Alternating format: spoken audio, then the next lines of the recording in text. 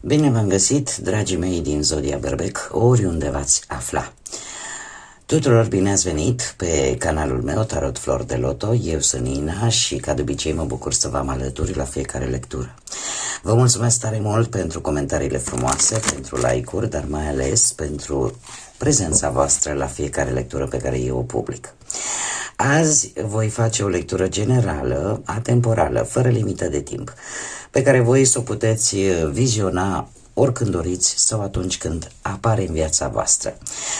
Dragii mei, nu trebuie să uitați, sunteți stăpânii propriei voastre vieți și voi vă construiți viitorul.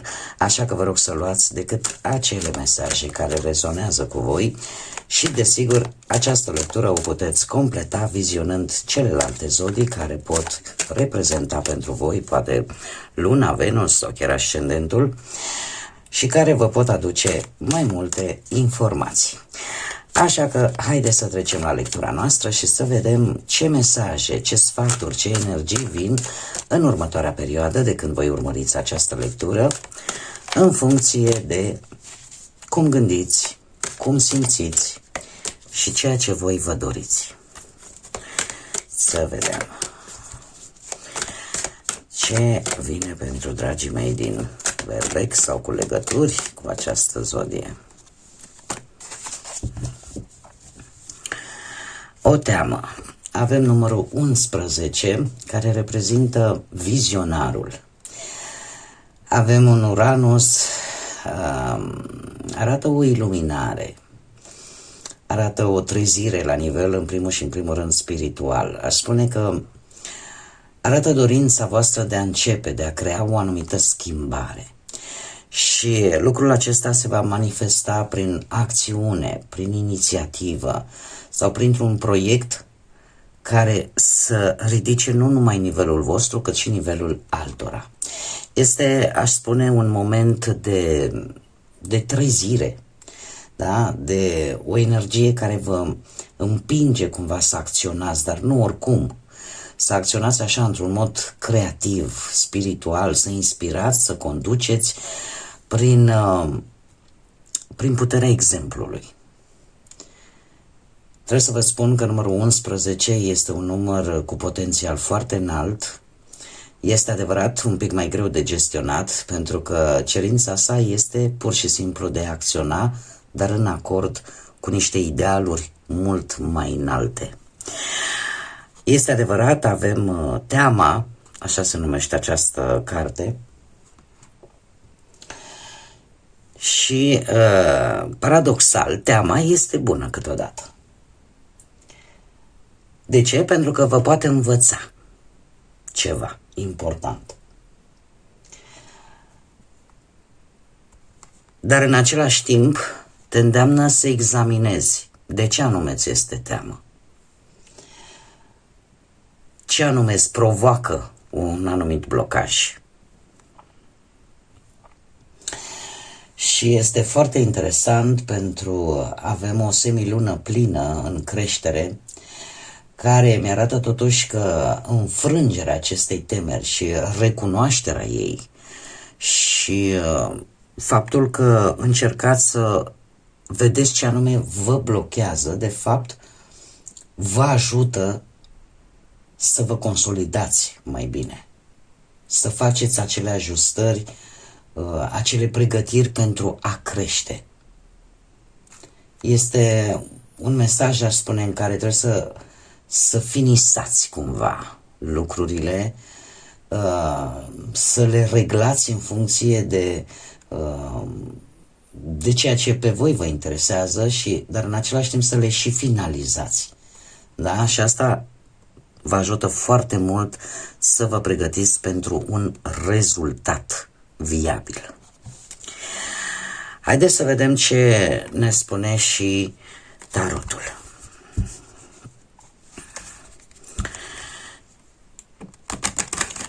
Să vedem ce mesaje, ce sfaturi, ce energii vin în următoarea perioadă, în funcție de cum gândiți, cum simțiți și ce vă doriți pentru voi, dragilor din Berbec sau cu legături strânse cu această zodie.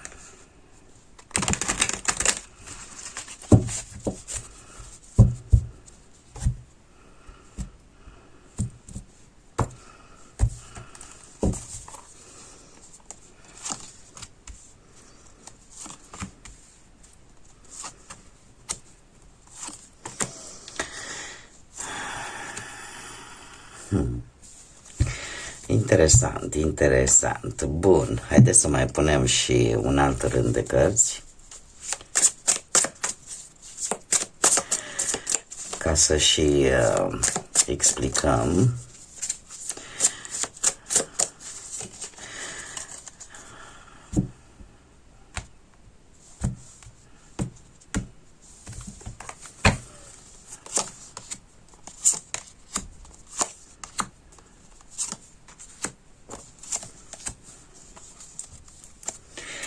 Bun, și haideți să începem cu cercul vostru apropiat, cu relațiile, conexiunile voastre de familie, de prieteni. Avem un 7 de spade, un 7 de spade care îmi vorbește despre o strategie. Încercați, nu știu, ori să faceți niște alegeri destul de riscante, să fiți poate un pic mai discreți. Sunteți poate în anumite situații în care trebuie să fiți un pic mai atenți, pentru că nu tot ceea ce pare indică o abordare corectă a lucrurilor vis-a-vis de anumiți prieteni, anumiți membri din familie. Este o situație în care ori se încearcă, nu știu, să abordați o problemă prin evitarea unor anumite responsabilități. Și asta însă știți că nu înseamnă neapărat a fi negativ, ci pur și simplu poate arătați că trebuie să vă folosiți inteligența. Și poate unii dintre voi chiar o faceți. Încercați să evitați anumite probleme legate poate de familie sau de anumiți membri din familie sau de anumiți prieteni. Cumva evitați confruntările directe, situațiile directe, dar nu o faceți oricum. O faceți folosindu-vă inteligența și discernământul. Se pare că lucrurile vis-a-vis de aceste situații se vor tempera, se vor echilibra într-un anume fel și cu precădere pentru cei care poate aveți și legături cu zodia Săgetătorului. De ce? Pentru că avem moderația care îmi vorbește de echilibru, de răbdare, de armonie, de a vă adapta, de a colabora mult mai bine cu cei din jur. Veți evita pe cât posibil tot felul de conflicte care pot apărea în următoarea perioadă. Veți încerca oarecum să vă și cunoașteți un pic interesul.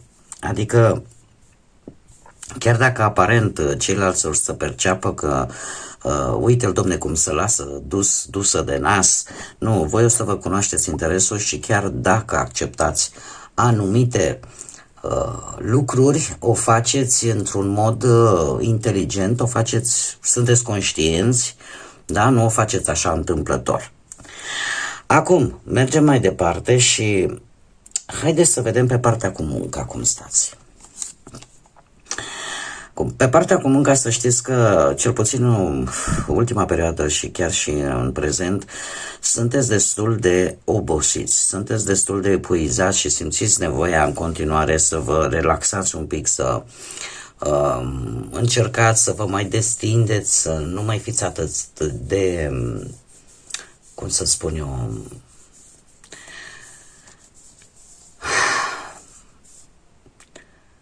să nu mai fiți atât de apăsați de problemele care sunt la locul de muncă.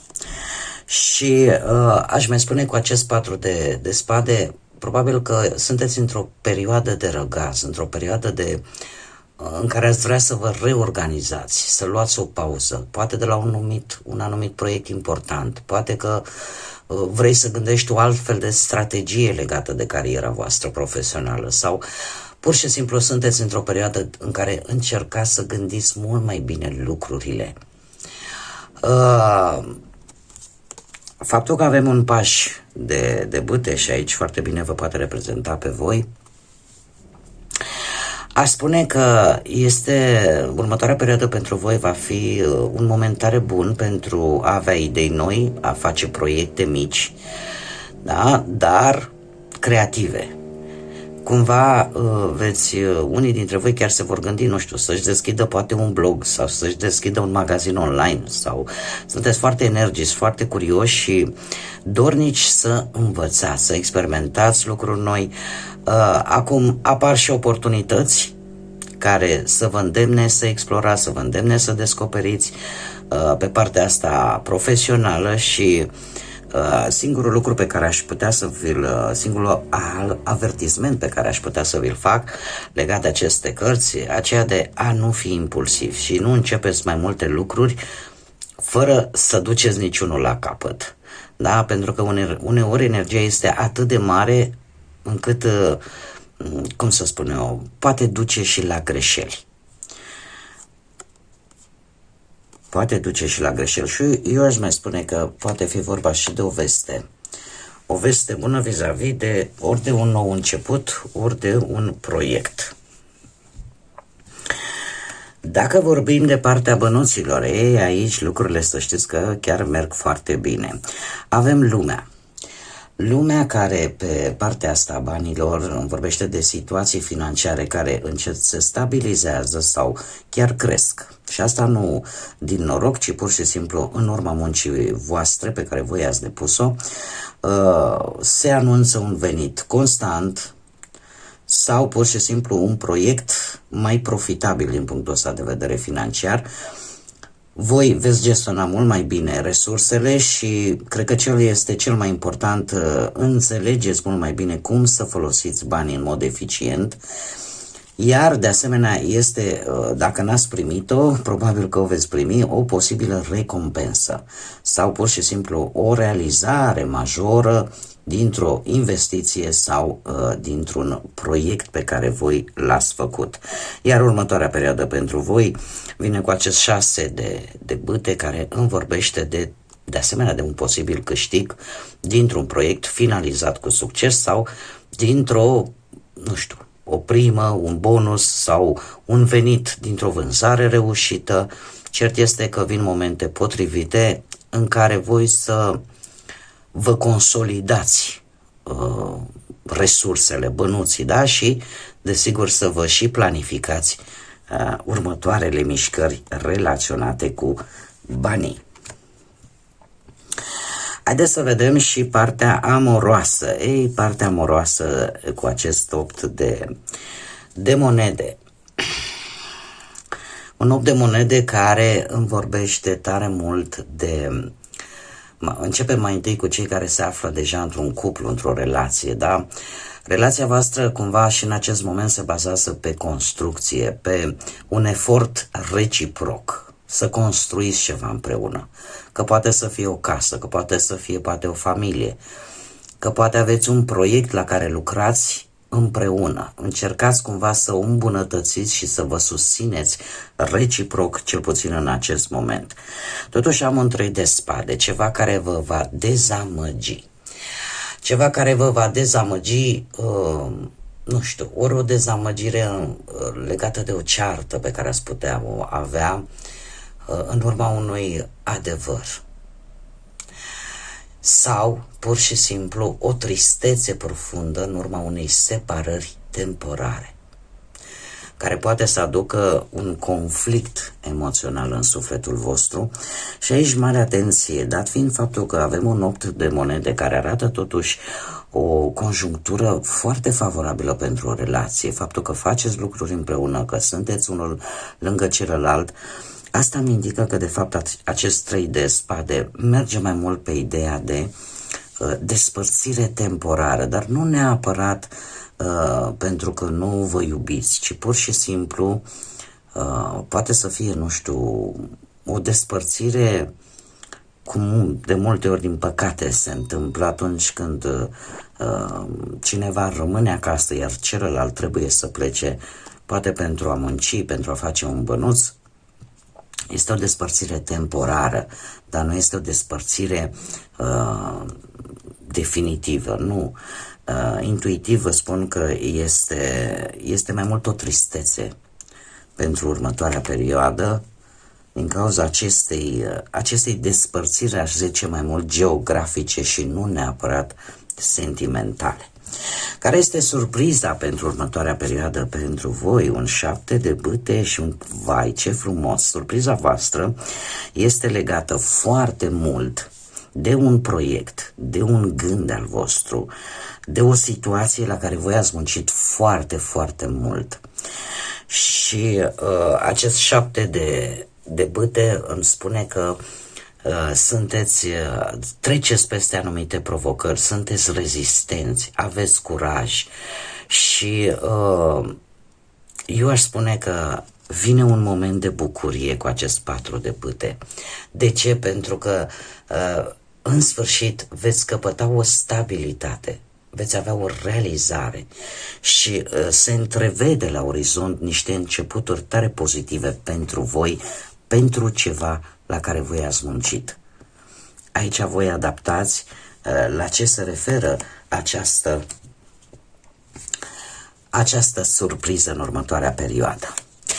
Haideți să vedem acum și ce ne spun fazele lunii, ce mesaj au pentru voi, dragii mei din Berbec, de când urmăriți această lectură.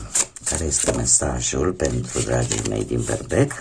Și avem un mesaj, o lună plină în Gemeni.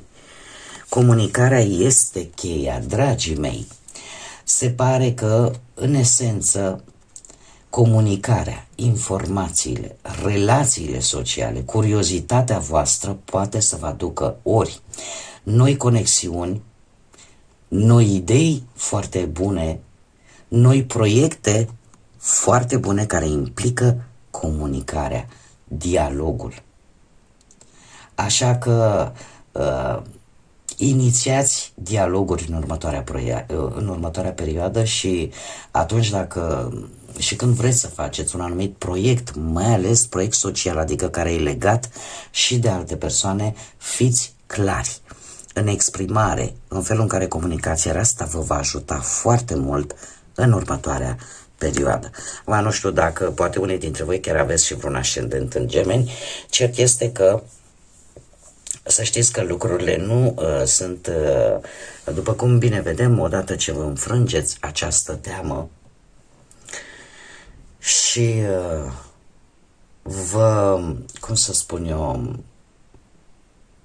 efectiv ceva se deblochează, apare așa ca o iluminare și vă deschide calea. Tocmai de aceea avem și acest arhetip al vizionarului, da? Al vizionarului și al celui care inspiră, da? Bun, dragii mei, cam atât am avut pentru voi, pentru această lectură. Aceasta a fost lectura pentru voi și sper că v-a ajutat, v-a adus un pic de claritate în gânduri. Eu vă doresc o zi minunată, plină de vești bune și de multă energie pozitivă, iar până data viitoare, când ne vom reîntâlni la o nouă lectură, să fiți iubiți, dragii mei!